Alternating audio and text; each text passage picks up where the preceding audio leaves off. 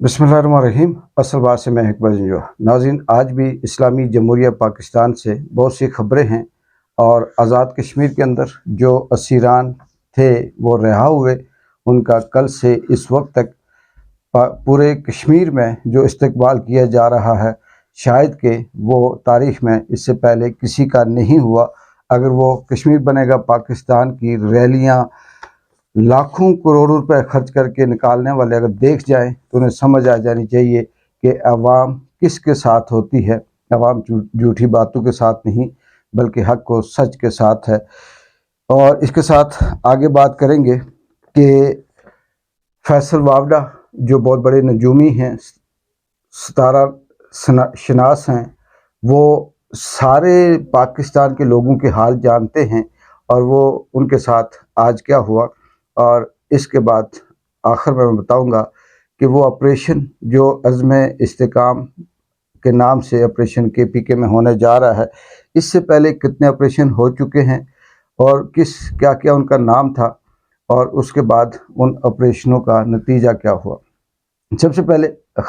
इस खबर से स्टार्ट करते हैं जो इंटरनेशनल खबर है। आज अमेरिका की पार्लियामेंट के अंदर एक करारदाद पेश की गई जिसका उन्वान जिसका मतन ये था कि पाकिस्तान के अंदर जो 8 फरवरी को इलेक्शन हुए ये सही नहीं है, फ्री एंड फेयर नहीं है, इनकी तहकीकात करवाई जाए। ये करारदाद जब पार्लियामेंट के अंदर आई तो पार्लियामेंट से 368 मेंबरान ने इसके हक में वोट दिया कि पाकिस्तान के अंदर जो इलेक्शन हुए 8 फरवरी को ये फ्री एंड फेयर नहीं थे, धांधली ज़्यादा थे और इनकी तहकीकात करवाई जाए। मुखालफत में सिर्फ 7 वोट पड़े, यानी इसमें बाकायदा ये लिखा हुआ है कि वहाँ अवाम को ये हक नहीं दिया गया वोट डालने का, वहाँ की हुकूमत को कैद रखा गया और जो आम आदमी था उसे जमहूरी हवाले से अपना हक रायदे इस्तेमाल करने की इजाज़त नहीं दी गई। पाकिस्तान ने इस हवाले से क्या जवाब देना था, इस पे वक्त ज़ाया करने की ज़रूरत नहीं, वो आपको पता भी है। और पाकिस्तान किस तरह से इस्लामी जमहूरिया बना हुआ है उसी हवाले से उसने जवाब देना है। लेकिन ये करारदाद आप कह सकते हैं कि बहुत बड़ी तब्दीली लेके आएगी पाकिस्तान के अंदर। और इसके बाद IMF हो या फार्म 47 की ये जो हुकूमत है ये हो, इनके पांव तले से ज़मीन निकलने के मुतरादिफ है, क्योंकि ये छोटी बात नहीं है। जब बाप अगर ये फैसला कर दे कि उसने ये फैसला इनको अपना जो असल रूप है वो दिखाना है, तो उसके बाद बाकी कुछ नहीं बचता। अमेरिकी पार्लियामेंट ने यह करारदाद मंजूर करके बाकायदा मुतालबा कर दिया कि पाकिस्तान की इलेक्शन के जो धांधली हुई है उसकी तहकीकात की जाए। आगे आते हैं, पाकिस्तान में जो नजूमी हैं जो उस वक्त टीवी पे आके बैठते हैं जब उन्हें ट्वीट आता है, जब उन्हें व्हाट्सएप आता है, जिनका अपने मुंह से एक लफ्ज़ बोलने की भी जुर्रत नहीं है, जो पहले आए थे तब भी धांधली में थे और अब भी वो धांधली के साथ फार्म 47 के ज़रिए से वो अपने आप को पार्लियामेंटेरियन या सेनेटर कहते हैं।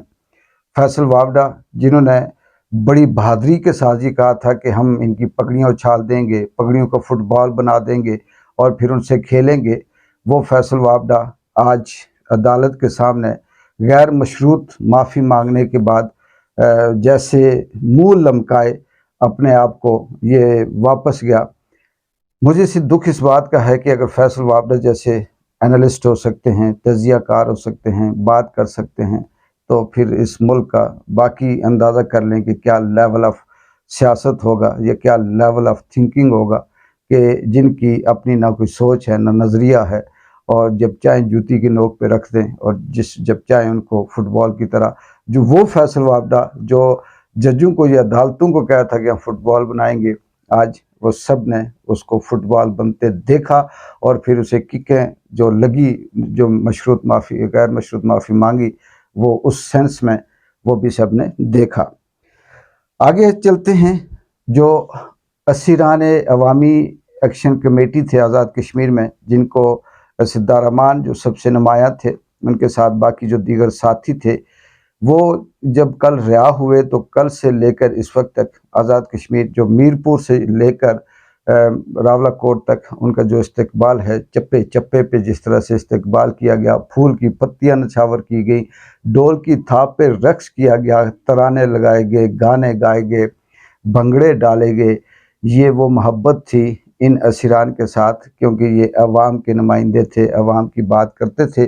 ان کے لیے عوام کی محبت تھی، یہ حق و سچ کی بات کرتے تھے، اور یہ اس لیے عوام ان کے ساتھ دن رات کھڑی تھی بغیر کسی خطرے کے، بھوک کے، ننگ کے دیکھتے ہوئے، کیونکہ یہ حق اور سچ کے ساتھ عوام کی جو اصل درد ہے اس کی نمائندگی کرتے تھے۔ وہ لوگ جو لاکھوں کروڑوں کا خرچ کر کے کشمیر بنے گا پاکستان کے حوالے سے جلسے ریلیاں نکالنے کی کوشش کر رہے ہیں، آج بھی آپ نے سوشل میڈیا پہ دیکھ لیا ہوگا کہ سردار عتیق خان کی جو تقریر ہے وہ بھی آپ نے سن لی ہوگی، اور اس کے ساتھ کتنے لوگ تھے یہ سب آپ دیکھ لیں۔ یہی حال باقی وزراء کا اور وزیر اعظم جو آزاد کشمیر چودھری انوار الحق صاحب کا جب آئے گا ان کا بھی یہی حال ہوگا کہ پورے کشمیر کے 50 وزیر مل کر بھی اتنے لوگ نہیں جمع کر سکتے جتنے ایک ان اسیران کے استقبال کے لیے کسی ایک چھوٹے سے شہر سے یا چھوٹے سے گاؤں سے نکلے تھے۔ اب آگے آتے ہیں، جو پاکستان کے اندر آپریشن کی تاریخ ہے، اس سے پہلے کتنے آپریشن ہوئے، اور یہ جو آپریشن عزم استحکام کے نام سے KPK میں کیا جا رہا ہے، جس کے حوالے سے ابھی تک یہ کہہ سکتے ہیں کہ اس کے پڑخچے اڑ گئے، جو قبائلی جرگہ تھا انہوں نے اسے نامنظور کر دیا، قبائلیوں نے اسے ریجیکٹ کر دیا، ابھی تک تحفظات ہی تحفظات ہیں، اور سب سمجھ چکے ہیں کہ یہ آپریشن نام کیا دیا جائے گا، کیا کس لیے جائے گا، اور اصل مقصد کیا ہے، یہ سارے جھوٹ ان کے سامنے آ چکے ہیں۔ لیکن اس کی تھوڑی سی نظر ڈالتے ہیں کہ یہ آپریشن کب سے شروع کیے گئے اور ان کا مقصد کیا تھا۔ سب سے پہلا جو آپریشن تھا 1965 میں آپریشن جبرالٹر کے نام سے کیا گیا، پاکستان کی طرف سے جموں کشمیر میں جو دراندازی اور ہندوستانی حکمرانوں کے خلاف بغاوت بھڑکانے کے ناکام کوشش، جس کے نتیجے میں 1965 میں یہ آپریشن کیا گیا، اور پھر اسی کے نتیجے میں جو جنگ ہوئی تھی 1965 کی جنگ وہ بھی ہوئی، اور پھر کیا نقصان ہوا، کس نے کیا حاصل کیا وہ آپ کے سامنے ہے۔ پھر آپریشن گریٹ سلیم یہ بھی 1965 میں ہوا، یہ ایک پاکستانی جارحانہ آپریشن جس کا مقصد 1965 کی جنگ کے دوران جو ہندوستان کے زیر انتظام کشمیر ان کے جو اخنور برج تھا اس پہ قبضہ کرنا تھا، اور پھر اس آپریشن سے کیا حاصل ہوا وہ بھی آپ کے سامنے ہے۔ تیسرا آپریشن سرچ لائٹ یہ 1971 میں کیا گیا، یہ مشرقی پاکستان بنگلہ دیش میں بنگالی قوم پرستوں کے خلاف پاکستانی فوج کی طرف سے کیا گیا فوجی آپریشن، جو بنگلہ دیش کی آزادی کی جنگ میں بڑھ کر کیا گیا اور بنگلہ دیش کی آزادی کا باعث بنا۔ 1971 میں جو سرچ لائٹ آپریشن ہوا، تاریخ میں اگر آپ پڑھیں تو کہتے ہیں کہ 2.5 لاکھ بنگالیوں کو مارا گیا، قتل کیا گیا، گولیوں سے بھون دیا گیا، بچے، عورتیں، بوڑھے، جوان، کسی کو نہیں معاف کیا گیا، اور اس کا نتیجہ یہ ہوا کہ بغاوت ہوئی اور بنگلہ دیش الگ ہو گیا۔ پھر آپریشن فیئر پلے یہ 1977 میں وزیر اعظم ذوالفقار علی بھٹو کی حکومت کے خلاف جنرل ضیاء الحق کی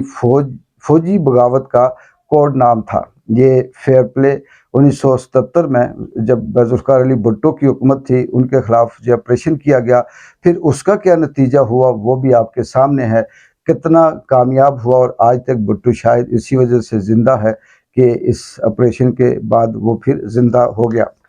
پھر آگے آتے ہیں آپریشن سائیکلون، یہ 5واں آپریشن ہے، 1988 میں کیا گیا۔ آپریشن سائیکلون کا نام دیا گیا پاکستان کی طرف سے صوبہ سندھ میں باغیوں کے خلاف ایک فوجی آپریشن ہوا۔ سندھ میں جو باغی تھے نام باغیوں کے خلاف تھا۔ پھر اس آپریشن کے بعد کیا حاصل ہوا، کتنا استحکام آیا سندھ میں وہ بھی آپ کے سامنے ہے۔ آج تک نہ ترقی ہو سکی اور نہ وہ ملک، وہ سندھ جو ہے صوبہ وہ کسی کام آ سکا، وہاں پہ آج بھی وڈیروں کا راج ہے اور آج بھی زرداروں کا راج ہے۔ آپریشن کلین اپ 1992 میں کراچی میں جرائم پیشہ عناصر اور MQM کے اکثریت پسندوں کے خلاف ایک فوجی آپریشن شروع کیا گیا۔ یہ 1992 میں آپریشن کلین اپ کیا گیا اور یہ MQM کے خلاف کیا گیا، یہ کہہ کر کہ جو MQM کے اندر جو کارکن ہیں یہ ملیٹنٹ ہیں، ان کی اکثریت پسند ہے، ان کے پاس اسلحہ ہے اور یہ نقصان دہ ہے، اس نام سے آپریشن کیا گیا۔ پھر اس کا کیا نتیجہ ہوا، MQM کے ساتھ کیا ہوا، الطاف حسین کے ساتھ کیا ہوا، پھر پاکستان اور آزاد کشمیر کراچی کے ساتھ کیا ہوا، یہ بھی تاریخ آپ کے سامنے ہیں۔ آگے ہیں 2009 میں آپریشن رائے نجات ہوا۔ یہ رائے نجات آپریشن جنوبی وزیرستان میں طالبان اکثریت پسندوں کے خلاف پاکستانی فوج کا آپریشن تھا۔ یہ آپ کے شاید سامنے ہوا ہو، آپ کو جو ناظرین سن رہے ہیں ان کی یادداشت میں یہ ہوگا۔ جنوبی وزیرستان میں طالبان کو ختم کرنے کے لیے ایک آپریشن کیا گیا اور اس کے بعد کیا نتیجہ نکلا، کتنے طالبان ختم ہوئے، کتنا دہشت گردی ختم ہوئی، بلکہ یہ الزام تو یہ لگا کہ اس آپریشن کے ایک ایک ڈرون حملے پہ اور ایک ایک بندے مارنے پہ بھی جو اس وقت کی حکومت تھی میاں کی، انہوں نے پیسے لیے۔ آپریشن ضرب عضب یہ 2014 میں شمالی وزیرستان میں اکثریت پسند گروپوں کے خلاف فوجی آپریشن تھا۔ 2014 میں ضرب عضب کے نام سے جو آپریشن ہوا، اس کا مقصد بھی ملک سے دہشت گردی ختم کرنا یا ملک کے اندر امن و امان اور استحکام لانا مقصود تھا، لیکن اس کا بھی نتیجہ آپ کے سامنے ہے، کتنا امن آیا، کتنا استحکام ہوا اور کتنی دہشت گردی ختم ہوئی، اور اس کے بدلے میں پاکستان کو کیا ملا وہ بھی سب آپ کو پتہ ہے۔ پھر آخر میں 2017 میں آپریشن رد الفساد، یہ پورے پاکستان میں پاکستان کی افواج، مسلح افواج کی طرف سے ملک بھر میں دہشت گردی اور اکثریت پسندی کے خلاف ملک گیر آپریشن شروع کیا گیا، جس میں پورے پاکستان کے اندر جتنے بھی صوبے تھے رد الفساد کے نام سے 2017 میں یہ کیا گیا کہ ہم دہشت گردی کو ختم کرتے ہیں، اور ملک سے دہشت گردی کے خاتمے کے نام پر رد الفساد کا آپریشن، کتنی تباہی ہوئی، کیا کیا ہوا، کتنی IDPs اس ملک کے اندر جو ہجرت کر کے لوگ بھاگے، چاہے وہ وزیرستان سے ہوں، سندھ سے ہوں، بلوچستان سے ہوں، یا کتنا استحکام آیا، یہ بھی تاریخ آپ کے سامنے ہے۔ اور اب یہ 10واں آپریشن عزم استحکام کے نام سے شروع کیا جا رہا ہے۔ کہتے ہیں اس سے پہلے جو 9 آپریشن تھے وہ امریکہ بہادر کو خوش کرنے کے لیے تھے، یہ 10واں آپریشن چائنا کو خوش کرنے کے لیے ہے، جو KPK کے اندر دہشت گردی کو ختم کرنے کے لیے، استحکام لانے کے لیے اور پاکستان کے اندر سٹیبلٹی اور سیکیورٹی کو مضبوط کرنے کے لیے کرنے کی کوشش کی جا رہی ہے۔ لیکن اس کا نتیجہ بھی آپ کے سامنے ہی ہوگا کہ کہاں سے یہ دہشت گردی ختم ہوگی، کیسے ہوگی۔ اصل میں دہشت گردی تو انہوں نے PTI کی ختم کرنی ہے، اصل مقصد وہاں سے PTI کی حکومت کا خاتمہ ہے، اصل مقصد وہاں سے جو رہنما ہیں PTI کی یہ حکومت ہے ان کو ختم کر کے فارم 47 کی جو قائم شدہ یہاں پہ ٹولہ ہے اس کو دوام بخشنا ہے، اس کو عدم بخشنا ہے، اس کو طاقت بخشنا ہے۔ دیکھتے ہیں کہ کل تک کیا مزید ڈیولپمنٹ ہوتی ہے اور امریکہ کے پارلیمنٹ میں جو قرارداد منظور ہوئی اس کی کیا مزید آفٹر شاک آتے ہیں۔ تب تک کے لیے ایک بار جنجو کو اجازت دیں۔ اللہ حافظ۔